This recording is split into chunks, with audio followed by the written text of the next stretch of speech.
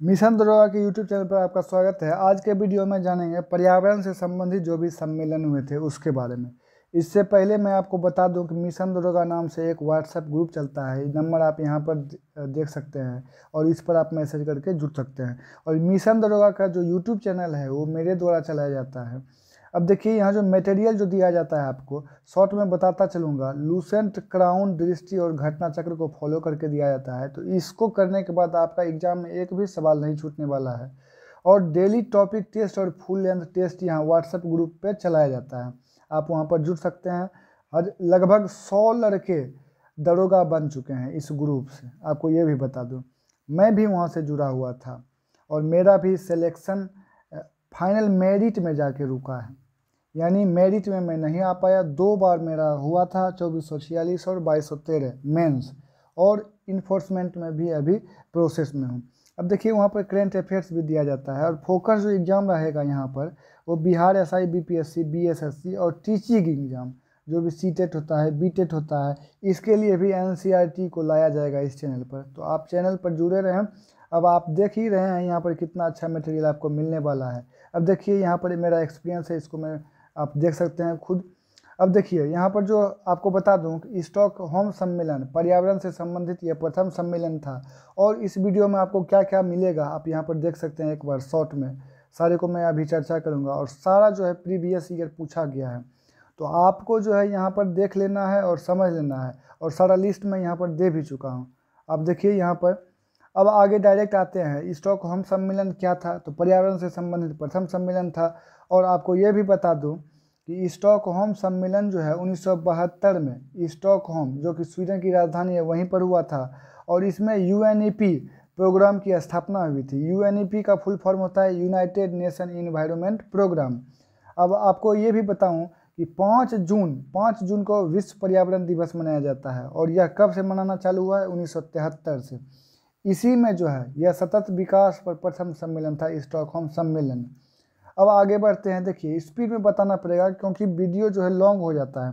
आपको ये मैं प्रयास करता हूँ कि 10 मिनट में आप दूसरे चैनल पर देखेंगे कि यही वीडियो जो है कोई 50 मिनट 40 मिनट का बनाए हुए रहता है और बात इतना ही रहता है। आप ये मान लें और इसको रटना आप ही को है। मैं जो यहाँ पर बता रहा हूँ कोई आपको रटा नहीं सकता है। 50 मिनट वीडियो बनाने के बाद भी आपको याद नहीं होगा। आपको जो है 3-4 बार देखना होता है।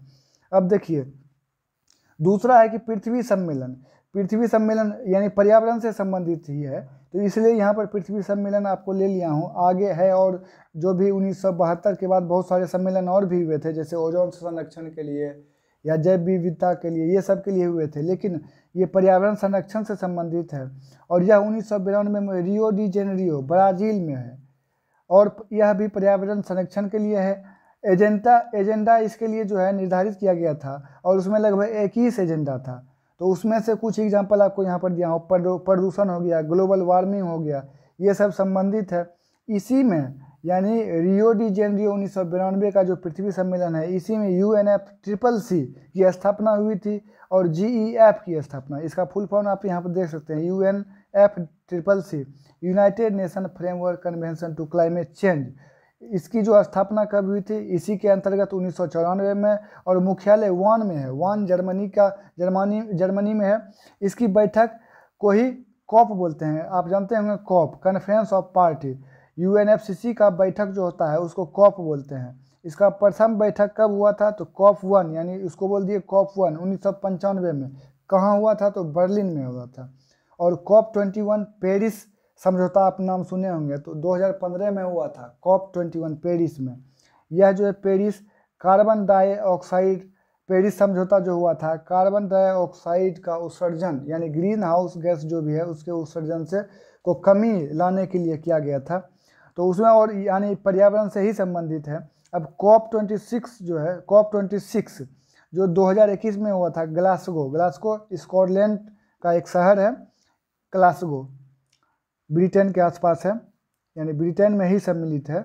अब देखिए GEF का क्या फुल फॉर्म होता है? Global environment facility. आगे देखते हैं। देखिए +5 यहाँ पर रियो +5 लिखा गया है, रियो +10 लिखा है। क्यों लिखा गया है? तो जो यहाँ पर लक्ष्य निर्धारित किया गया था रियो सम्मेलन 1992 में, इसका जो है आकलन जरूरी था। इसके लिए हर 5 साल में या 10 साल में एक बैठक होता था, वो अलग अलग शहरों में होता था। इसीलिए यहाँ पर देखिए रियो +5 यानी 1992 +5 1997 में न्यूयॉर्क में हुआ था। रियो +10 जोहान्सबर्ग में हुआ था 2002 में। यह सस्टेनेबल डेवलपमेंट से संबंधित है, यानी सतत विकास से संबंधित है।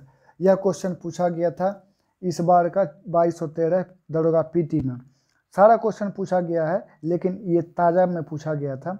अब आगे आते हैं, देखिए पर्यावरण संरक्षण हेतु जो है ग्रीन आर्मी प्रोग्राम, ये सवाल 5 को यहाँ पर लिया हूँ आपको, उससे आगे भी मैं बताऊँगा और सारा सम्मेलन, लेकिन पहले ये 5 सवाल को आप लिख लें।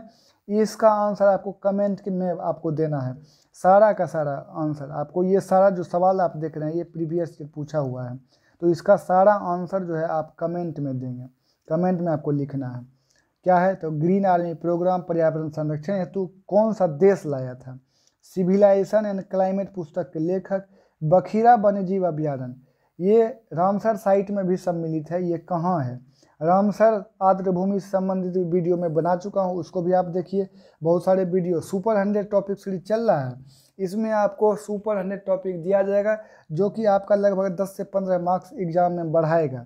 अब देखिए फ्रेंच ईस्ट इंडिया और जगोटा त्रिभुज के अंतर्गत कौन कौन से देश आते हैं, इसका भी वीडियो में एक सेपरेट बना चुका हूँ, उसको आप देख सकते हैं। और मेक्सिको देश से कौन सा रेखा गुजरती है, भूमध्य रेखा, विषुवत रेखा या फिर मकर रेखा, कर्क रेखा, कौन सी रेखा, इसका भी वीडियो में अपलोड कर चुका हूँ। मैप के माध्यम से सारा जो है आपको इसी तरह डायग्राम के माध्यम से बताया गया, तो आप उसको देख सकते हैं।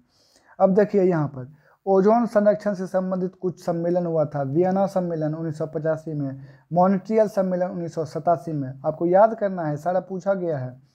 वियना सम्मेलन 1985, मॉन्ट्रियल सम्मेलन 1987।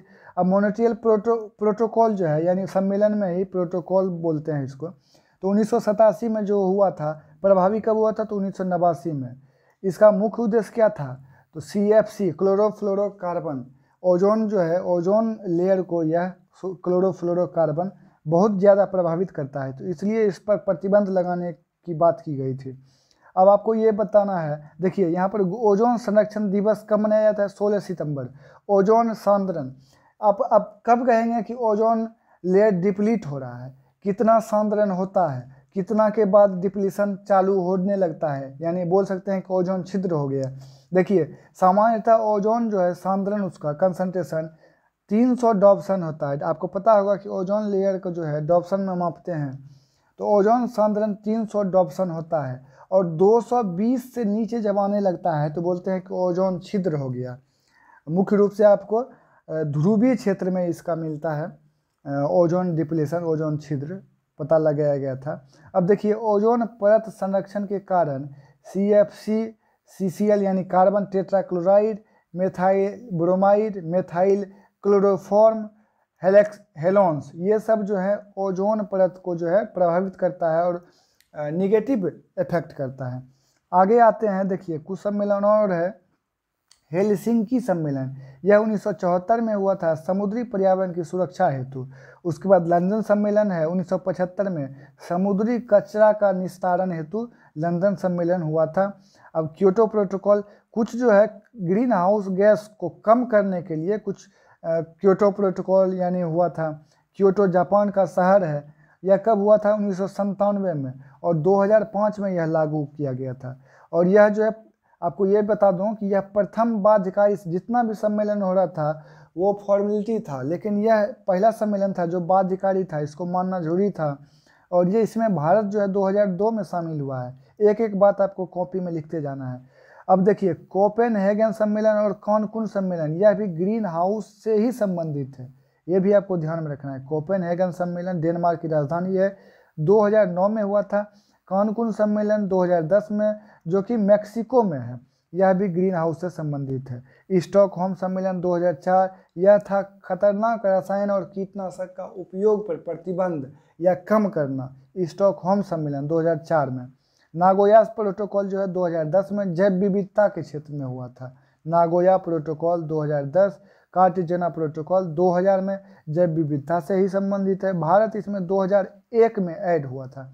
अब देखिए यहाँ पर आपको मैं कुछ दे दिया हूँ। ग्रीन हाउस गैस अक्सर एग्जाम में पूछा जाता है। ये सब ऑप्शन में से 3 ऑप्शन रहेगा, कोई एक ग्रीन हाउस गैस नहीं रहता है उसमें से।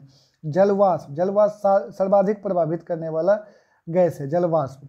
उसके बाद कार्बन डाइऑक्साइड, देखिए मीथेन है, नाइट्रस ऑक्साइड है, फ्लूरिनेटेड गैसेज हैं।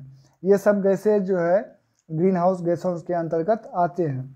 देखिए अब ग्रीन हाउस इफेक्ट कैसे होता है। सूर्य से आया जो किरण वो पृथ्वी पर आया, कुछ रेडिएशन रिफ्लेक्ट हो गया, कुछ रेडिएशन पृथ्वी के अंतर्गत ही रहा, यानी उसके ही एटमॉस्फेयर में रहा। और ये जो ग्रीन हाउस गैसें हैं, ये सारा गैस ये सब क्या करता है, वही लेयर जो भी रेडिएशन सूर्य का था उसको एब्जॉर्ब किए हुए रहता है, जिससे कि पृथ्वी का जो लेयर है वो गर्म होते जाता है। इसीलिए कहते हैं कि ग्रीन हाउस जो इफेक्ट है ये कांच की तरह पर यानी जो है ये ग्रीन हाउस गैस जितना भी है वो कांच की तरह यूज में हो जाता है ग्रीन हाउस प्रभाव के। तो ये जितना भी इसका वार्मनेस है उसको रिफ्लेक्ट नहीं कर पाता है, इसलिए सारा लेयर जो है गर्म हो जाता है। अब देखिए यहाँ पर जैव विविधता, आपको बताया था कार्टेजेना प्रोटोकॉल जैव विविधता से संबंधित है। तो जैव विविधता क्या हुआ, बहुत सारे जीवों का जो है स्थल, यानी एक जगह बहुत सारे जीव मौजूद रहते हैं। आपको पता होगा कि लाखों की संख्या में जीव मौजूद हैं हमारे विश्व में, हमारे पृथ्वी पर लाखों की संख्या में जीव मौजूद हैं। तो सारा जीव ये नहीं है कि सिर्फ टाइगर रहेगा, सिर्फ जो है मोर रहेगा, सिर्फ आदमी रहेगा तो सारा जो है ये सांसारिक जो गतिविधियाँ जीवन का जो चक्र है वो चलता रहेगा, ऐसा नहीं है। सारे को रहना अवेलेबल है, सभी एक दूसरे से कनेक्टेड हैं, इसलिए जैव विविधता पर ध्यान दिया गया था। अब देखिए आपको एक लिस्ट यहाँ पर दिया हूँ, जितना भी बात पता है आपको ये यहाँ पर कलेक्शन है, आप सारा यहाँ पर देख सकते हैं। इसमें कुछ आपको एक्स्ट्रा भी मिलेगा, जैसे नैरोबी घोषणा पत्र 1997 में हुआ था, और अंतर्राष्ट्रीय जो संधियाँ हुआ था उसको क्रियान्वयन के लिए हुआ था। वान सहमति 2001 में हुआ था, मौसम परिवर्तन से संबंधित यह सम्मेलन था। अब देखिए आगे भी है, आपको यहाँ पर मॉन्ट्रियल समझौता है, वियना सम्मेलन है, ये सब मैं आपको बता चुका हूँ। आगे देखिए यहाँ पर स्टॉकहोम सम्मेलन 2004 में, स्टॉकहोम सम्मेलन में वो जितना, ये देखिए यहाँ पर जो स्टॉकहोम सम्मेलन था ये अलग था, यहाँ पर ये पर्यावरण से संबंधित था, और यहाँ पर जो है यह कीटनाशक और विषैले रसायनों पर प्रतिबंध लगाने हेतु था। यहाँ पर देखिए मॉन्ट्रियल सम्मेलन जो था 2006 में, यह था ग्रीन हाउस गैसों के उत्सर्जन को कम करने के लिए। कोपेनहेगन सम्मेलन ग्रीन हाउस गैस से संबंधित था, ये मैं आपको बता चुका हूँ। देखिए पेरिस सम्मेलन ये जलवायु परिवर्तन से संबंधित था, 2015 में था, ये भी क्वेश्चन पूछा गया है, सारा क्वेश्चन पूछा ही गया है। मार्राकेश सम्मेलन 2016 में हुआ था, जलवायु परिवर्तन से ही संबंधित था। अब आगे देखिए यहाँ पर कुछ दिया गया है पर्यावरण संबंधित दिवस, तो इसको आप देख लेंगे क्योंकि ये सब पूछा गया है सवाल। विश्व वानिकी दिवस 21 मार्च, जल संसाधन दिवस 10 अप्रैल, पृथ्वी दिवस 22 अप्रैल, विश्व जल दिवस 22 मार्च, विश्व वन्य जीव दिवस 3 मार्च। ये सब सारा जो है यहाँ पर मैं रंग दिया हूँ, इसको देख लीजिए। अब कुछ यहाँ पर पर्यावरण से संबंधित अधिनियम है, देखिए जो कि भारत सरकार के द्वारा लाया गया है। वन नीति 1952 और 1988 में आया है। वन्य जीव संरक्षण अधिनियम 1972 में, भारतीय वन अधिनियम 1927 में आया था, वन संरक्षण अधिनियम 1980, जैव विविधता अधिनियम 2002, पर्यावरण से संरक्षण संबंधी अधिनियम 1986 में। ये सारा का सारा सवाल इम्पोर्टेंट है, और अगर आपको अच्छा लगे तो चैनल को जरूर सब्सक्राइब करें और शेयर भी कर दें, ताकि इसको जो है मैं आगे और बढ़ाता जाऊं और ऐसे ही टॉपिक आपके लिए लाता जाऊं। इसमें जो आप जो पढ़े होंगे आपको पता चल गया हो कितना ज़्यादा इम्पोर्टेंट है ये सब वीडियो। बहुत बहुत धन्यवाद।